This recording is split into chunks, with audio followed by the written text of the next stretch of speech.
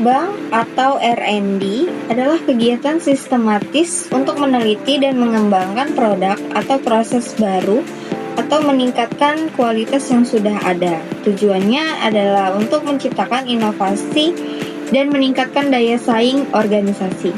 Sementara itu, sistem informasi manajemen adalah sistem yang dirancang untuk mendukung pengumpulan, analisis, dan penggunaan informasi guna pengambilan keputusan dan pengelolaan operasional secara efisien. Materi selanjutnya, pentingnya Litbang. Teman-teman sekalian, Litbang menjadi bagian yang sangat vital dalam perusahaan. Mengapa? Karena melalui Litbang, perusahaan bisa mengembangkan produk-produk baru yang sesuai dengan kebutuhan dan keinginan konsumen. Selain itu, Litbang juga memastikan produk lama tetap relevan dengan melakukan perbaikan kualitas, peningkatan fungsionalitas, dan efisiensi biaya.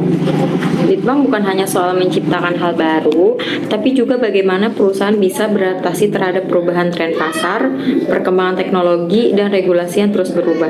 Dengan demikian, Litbang membantu perusahaan menjaga loyalitas pelanggan, menciptakan nilai tambah, serta membuka peluang bisnis baru yang sebelumnya belum tergarap.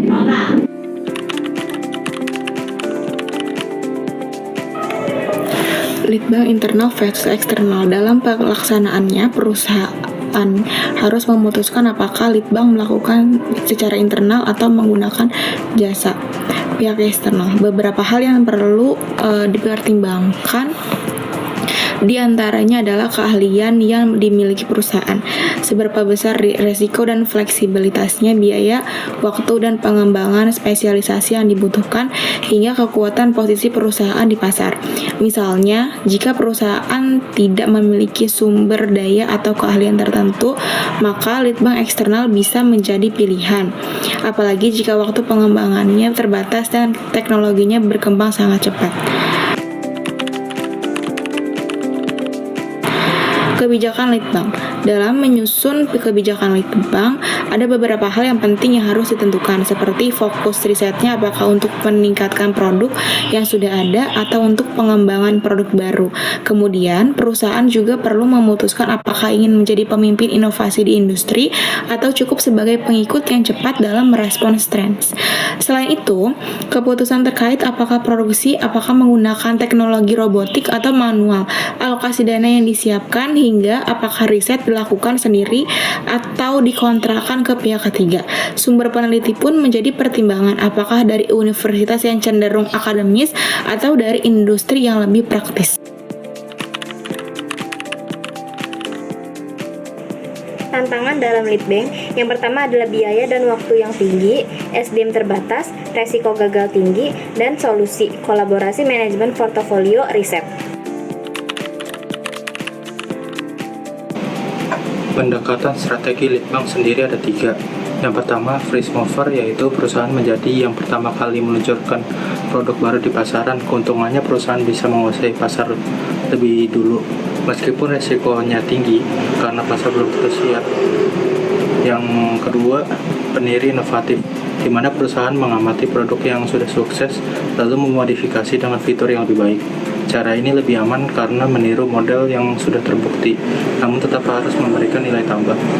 Lalu yang ketiga, produsen berbiaya rendah, yaitu membuat produk serupa tetapi dengan biaya produksi lebih murah. Pendekatan ini cocok di pasar sensitif harga meskipun tetap harus menjaga kualitas. Selanjutnya kita masuk ke materi sistem informasi manajemen atau SIM. SIM adalah sistem terintegrasi yang mengelola informasi mulai dari pengumpulan data, pengelolaan, penyimpanan, hingga penyajian informasi yang relevan bagi manajemen perusahaan.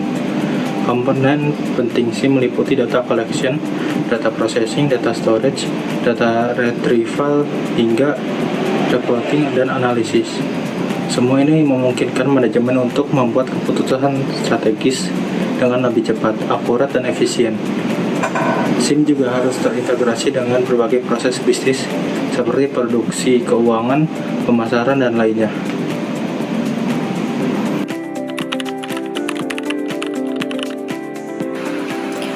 Adapun kesimpulan yang dapat diambil yaitu Litbang dan SIM bukan proyek sampingan, tetapi bagian inti dari strategi organisasi.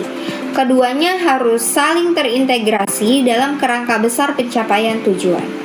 Adapun rekomendasi yang diberikan yaitu tetapkan kebijakan lead bank yang fokus, apakah ingin memimpin inovasi atau adaptif. Kemudian siapkan SIM yang scalable dan aman.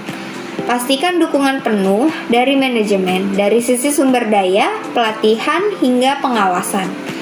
Yang terakhir, lakukan evaluasi rutin agar strategi tetap relevan terhadap tantangan zaman.